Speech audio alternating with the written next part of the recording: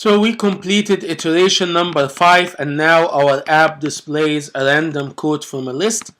So we move to iteration number 6, where we need the user to click on a button to browse different codes.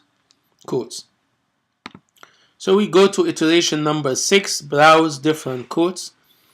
And again, follow the same steps. So step number 1 is problem formulation. Step number 2 is solution formulation. Step number 3 is solution implementation.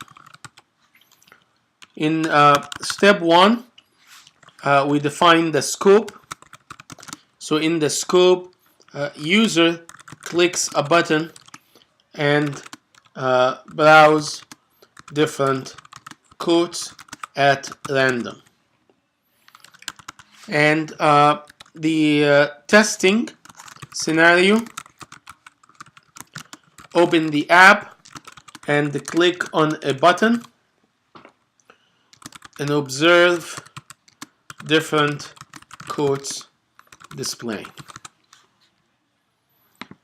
So how are we going to accomplish this? How are we going to formulate the solution?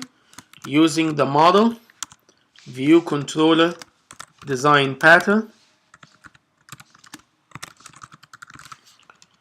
The model represents the data, so no changes in the data. The view, there is one change. I need to add a button. So in the view, add a button object from the UI button library.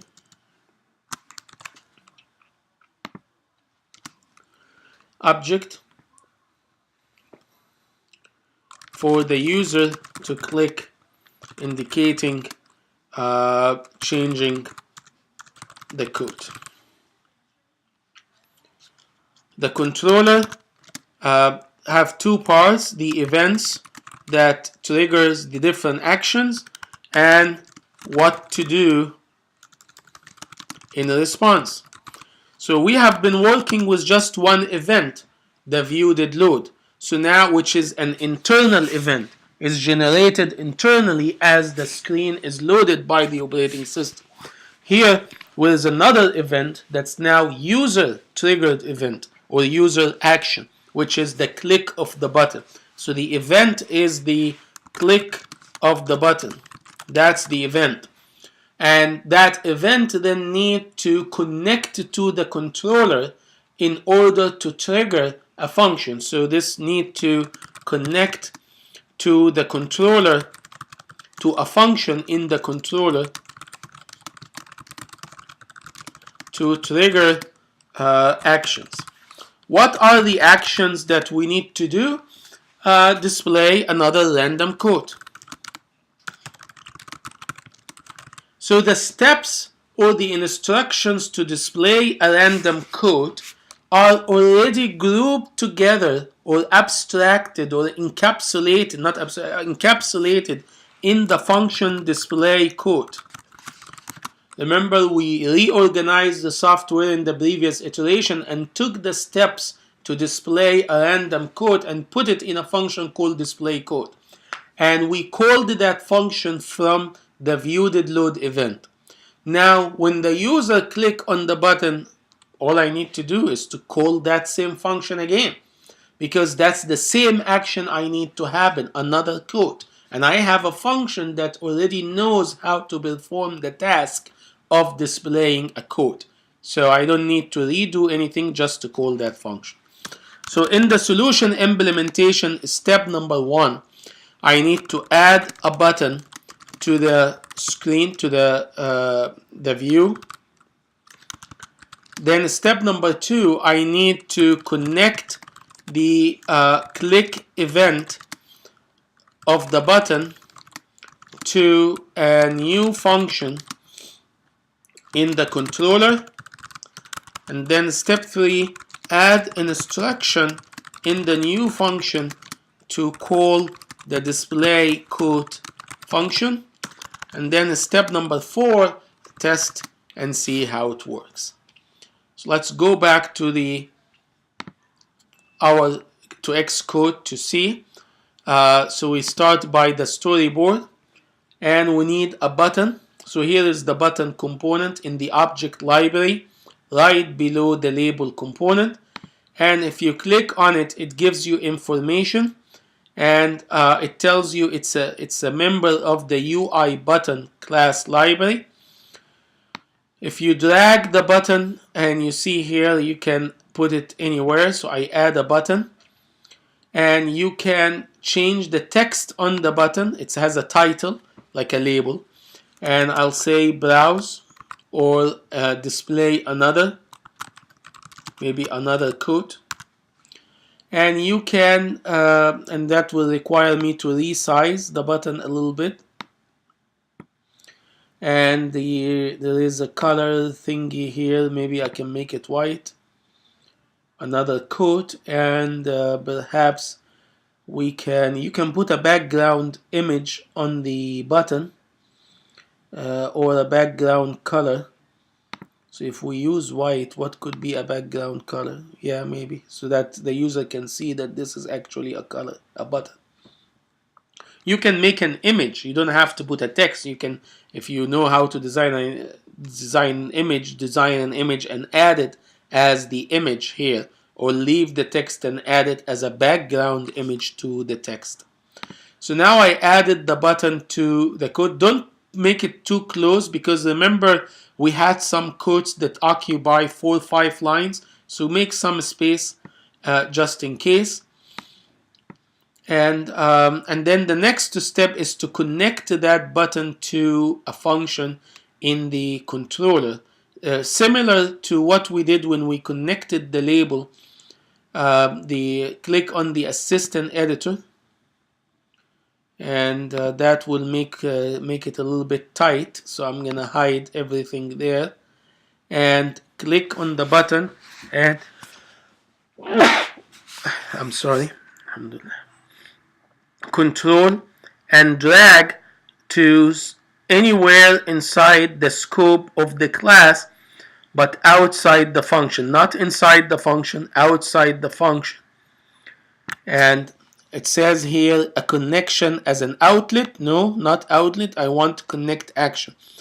Now what is the difference? An outlet connect data, allow you to read data or write data. So when we connected the label, I needed to write the text, so that was an outlet. An action connects an event to a function. So I need an action, that's what I want. So when I connect an action, it asks me what event.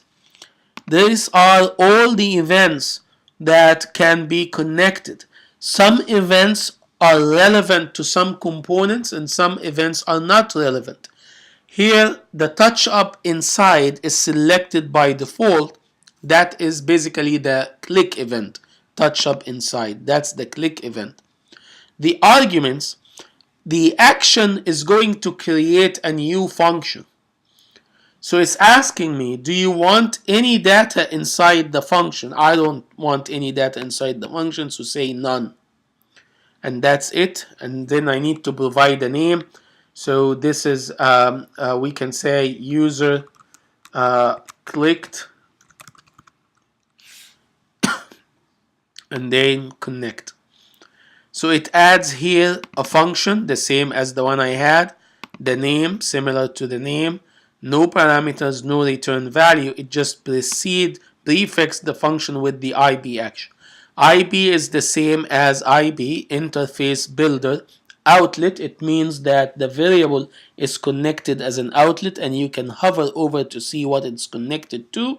And action is meaning that the function is connected. So it's not a variable that's being connected, it's not data that's being exchanged, it's an event that's being, a function that's being triggered by an event. Which component will trigger that event is the one that's being highlighted here. And then what do I want to do? Call the display quote function. So I just need to do something very similar to what I did in line 26. Call the display quote. I can call it directly, or I can use self. So it's called display code. So now display code became that encapsulated, but all what the user click to knows about display code is what you see here on line 30. It doesn't need to know the inside working, the how-to of display code. So I took all the how-to and embedded it inside the display code function. So anyone who wants that action can just call that function. And that's what's happening here. So user clicked will just call the display code and everything will be triggered as before. So now let's test.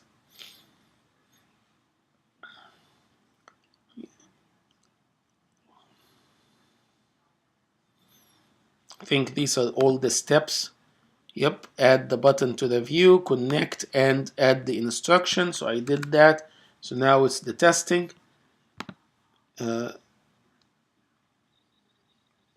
I don't think it finished. Yeah, it didn't finish yet.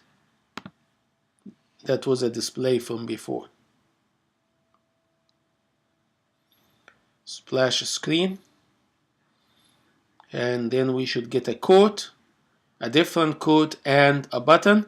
So you click the button and we are able to browse through the different codes. The button is actually generated random code, so sometimes it gets the same number. So it is not a sequential browsing. It's just displays in random, and they repeat because I only have 6. Like if you have 60, you're gonna do more different than the other one, and that's the end of this part. Now, yeah, we'll end here. That completes the module number 1 and the project number 1.